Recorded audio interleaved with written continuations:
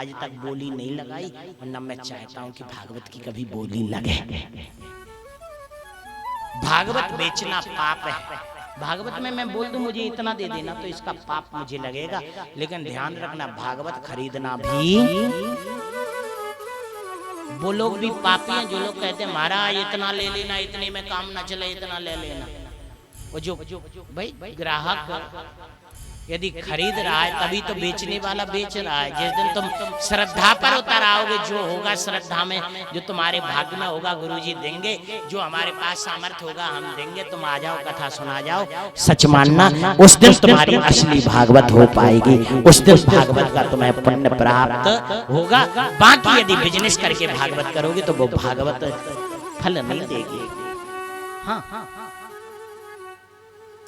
आगे नियम बताया भागवत किन किन महीनों में होना चाहिए। भागवत की कथा के लिए सबको बोलना चाहिए, सबको निमंत्रण देना चाहिए कि भैया आओ आओ कथा सुनो, और यह कथा ऐसे प्रारंभ करना चाहिए। नियम बताए हैं भागवत के, वक्ता का नियम बताया, वक्ता कौन होना चाहिए, भागवत का वक्ता कौन होना चाहिए, कथावाचक किसे बना के बैठाना चाहिए। क्यों जी? जिस जाति की कथा कराए आदमी, जिस जाति के लोग कथा कराए उसी जाति का कथावाचक खोज लेना चाहिए क्या? क्यों जी?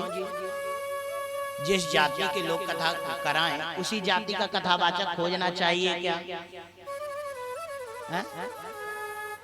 कि जो कथा मनोरंजन अच्छी हो जाए, जिसमें नचना गाना खूब हो, वो कथा होना चाहिए क्या? क्या कौन होना चाहिए कथावाचक? नियम बताए। श्लोक सुनना और इसको समझ लेना। तुम बुजुर्ग हो इसलिए इनको सुना रहे हैं, और तुम लोग समझदार ना होते ना तो फिर इन चीजों को इतने विस्तार से कौन सुनाता। हाँ, और कौन सुनता आजकल? नचने वाले कथा सुनेंगे कोई? क्यों जी? सुन लेना। विरक्तो वैष्णवो विप्रः। कथावाचक कौन हो? पहला नियम बोले विरक्त होना चाहिए, ज्यादा अनुरक्त नहीं होना चाहिए। अनुरक्त होगा ज्यादा संसार में तो वो कथा कम सुनाएगा, नचाएगा ज्यादा। दूसरा वैष्णवो, वो वैष्णव होना चाहिए, भगवान का भक्त होना चाहिए, खुद पूजा पाठ करने वाला होना चाहिए, जब तुम्हें पूजा पाठ में लगा पाएगा। राजपाल जी आजकल तो ऐसे भी गुरु घूम रहे हैं जो कहते हैं भगवान की पूजा छोड़ो। हाँ, ध्यान रखना, ऐसे व्यक्ति से कथा नहीं सुनना चाहिए, और न ऐसे व्यक्तियों के प्रवचनों में जाना चाहिए, भले चाहे फ्री में खाना खिलाए।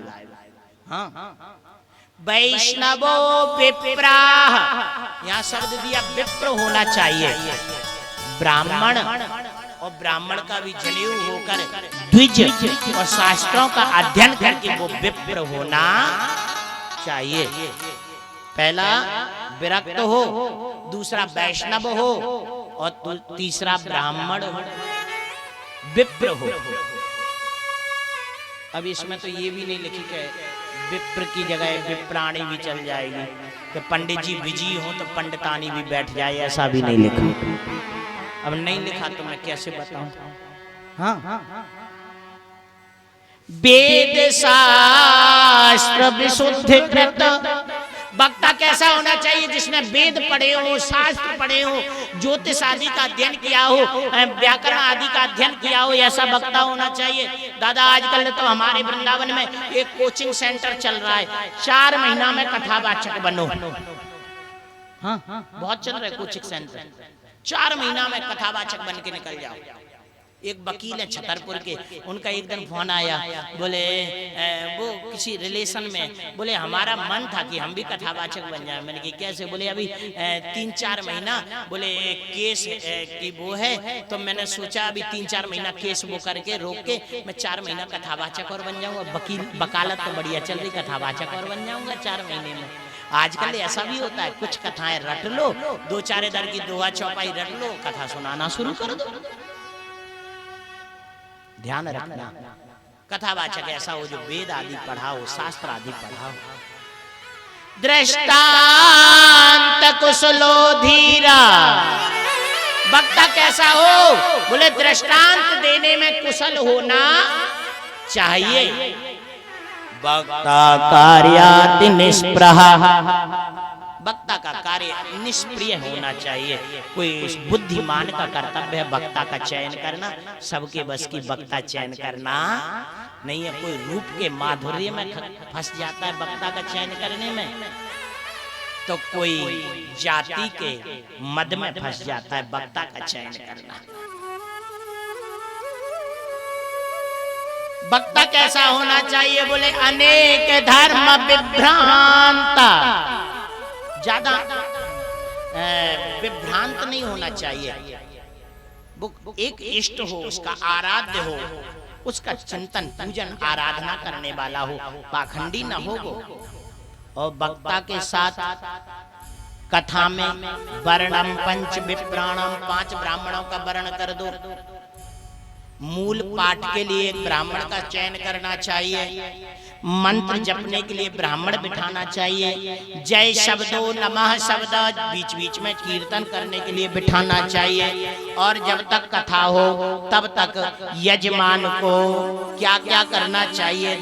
ध्यान से सुनना।